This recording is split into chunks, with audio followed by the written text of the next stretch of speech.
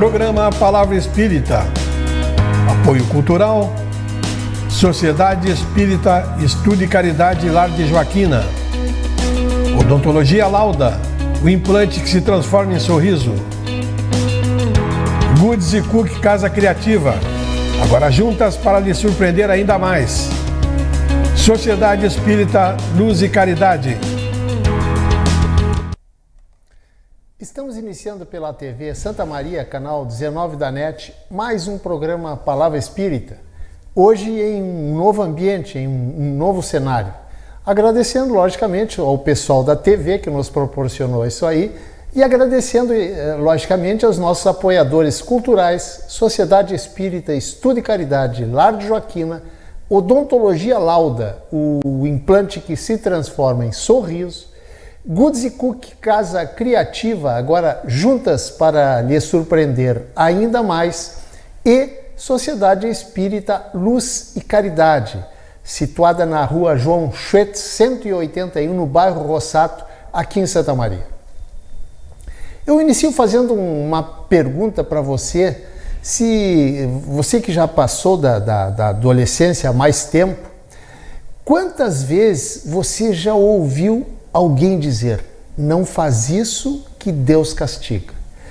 Pois, principalmente na nossa meninice, estou falando dos mais velhos e nem dos tão velhos assim, a gente ouvia os nossos pais se utilizarem dessa artimanha para tentar conter as nossas ações mais em desacordo com a boa educação, digamos assim. A bem da verdade, aliás, ainda hoje, muitas pessoas se utilizam desses jargões para tentar controlar seus filhos, principalmente na primeira infância. E como ouvimos os nossos pais por várias vezes falarem sobre o castigo de Deus, o que aconteceu? Aconteceu que nós criamos imaginando que Deus é um ser que não tolera falhas.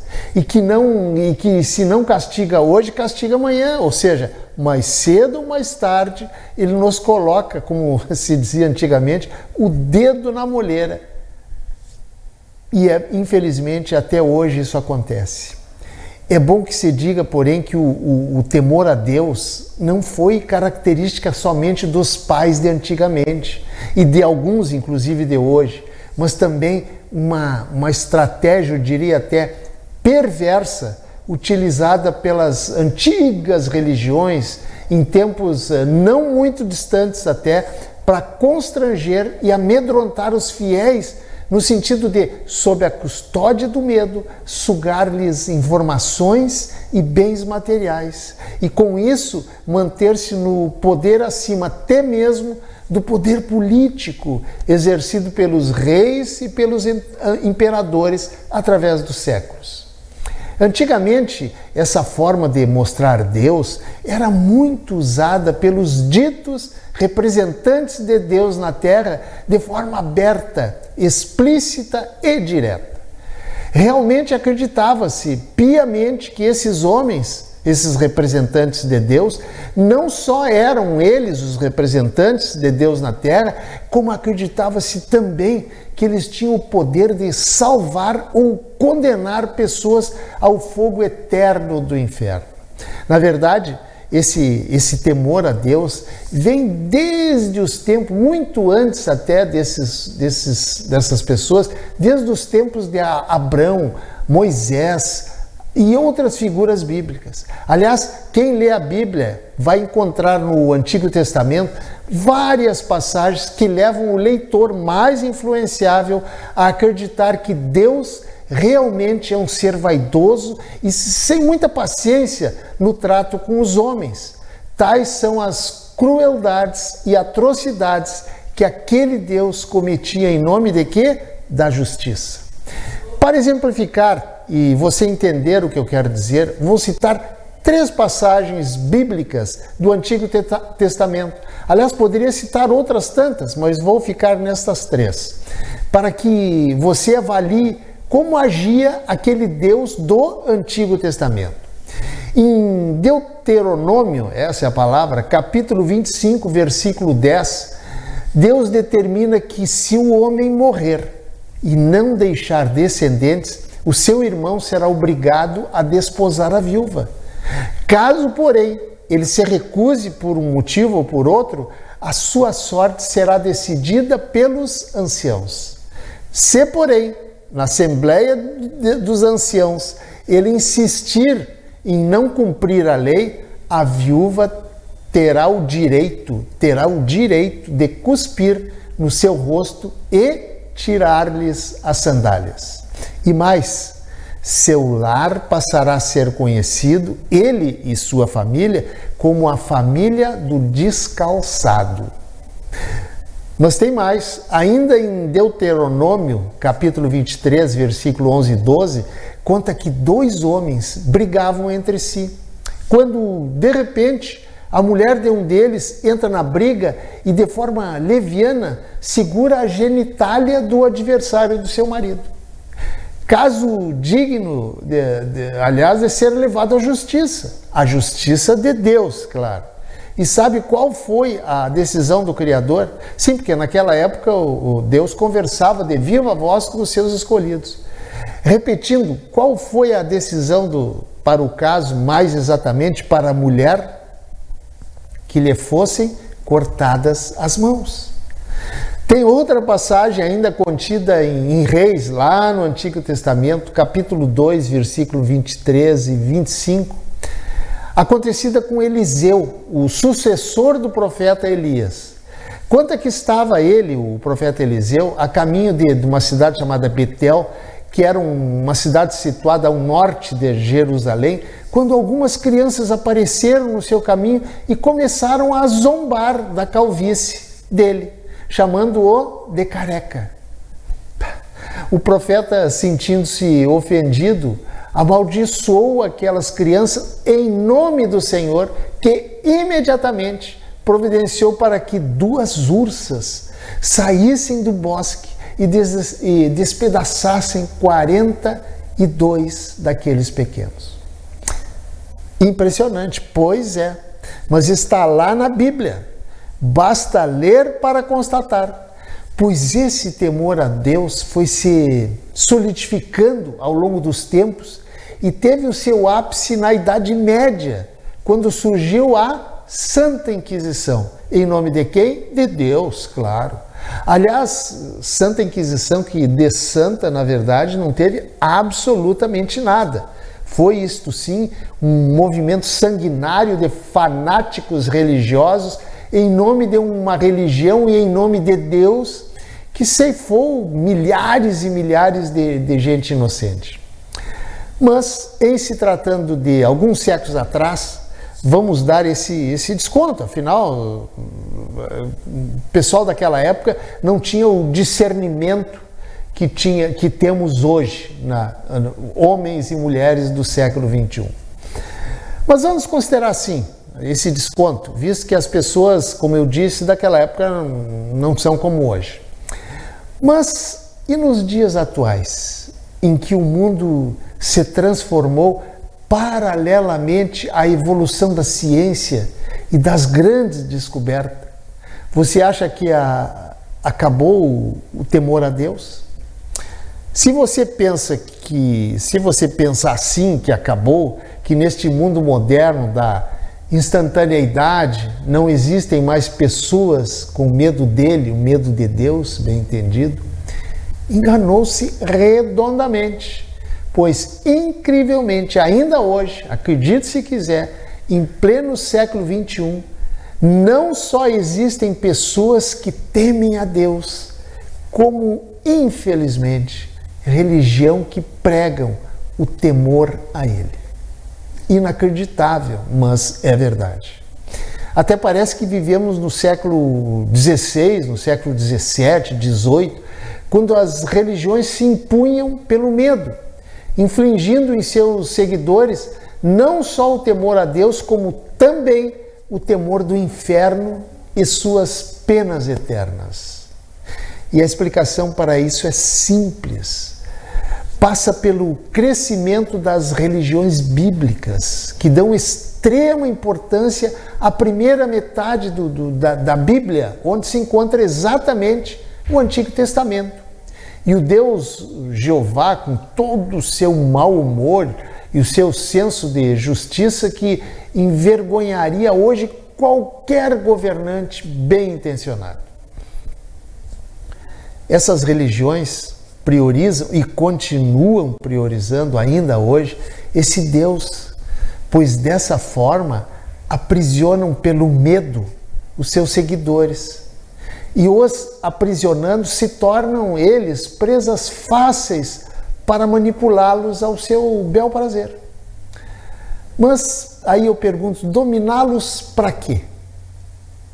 Pois a resposta também é extremamente simples e passa por uma equação sem erro, que é a seguinte: quanto mais gente amedrontada, mais dízimo. E quanto mais dízimo, mais dinheiro no cofre dos representantes de Deus na terra. Simples. Essa é a lógica. Não é por outra razão que cada vez mais se abrem igrejas em todos os lugares por esse Brasil afora e até mesmo fora dele. Mas outra pergunta, por que as pessoas se deixam influenciar por esse tipo de coisa? Eu citaria 2 motivos básicos. O primeiro dele é que o ser humano pensa que a felicidade está essencialmente na posse dos bens materiais, que é o apelo mais contundente das religiões bíblicas para buscar adeptos. E o segundo motivo é exatamente o medo de questionar as coisas que estão escritas e que nos foram passadas de pai para filho ao longo dos séculos, que são o medo de duvidar, o medo de questionar, o medo de pecar e o maior de todos os medos, que é o medo de ir para o inferno por toda a eternidade. A propósito, diz uma fábula que um camundongo vivia com medo do gato.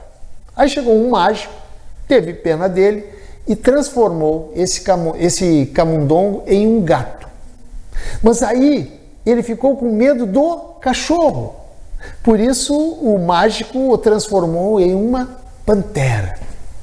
Então ele começou a temer quem? Os caçadores. A essa altura o mágico desistiu, transformou em um camundongo novamente e disse: nada que eu faça por você vai ajudá-lo, porque você tem apenas a coragem de um camundongo. Gente, eu contei essa historinha para dizer que coragem não é ausência do medo. É sim a capacidade de avançar apesar do medo. Caminhar para frente e enfrentar as adversidades, vencendo o quê? Exatamente os medos. É isso que devemos fazer. Não podemos nos derrotar, nos entregar por causa dos medos. Assim, jamais chegaremos aos lugares que tanto almejamos.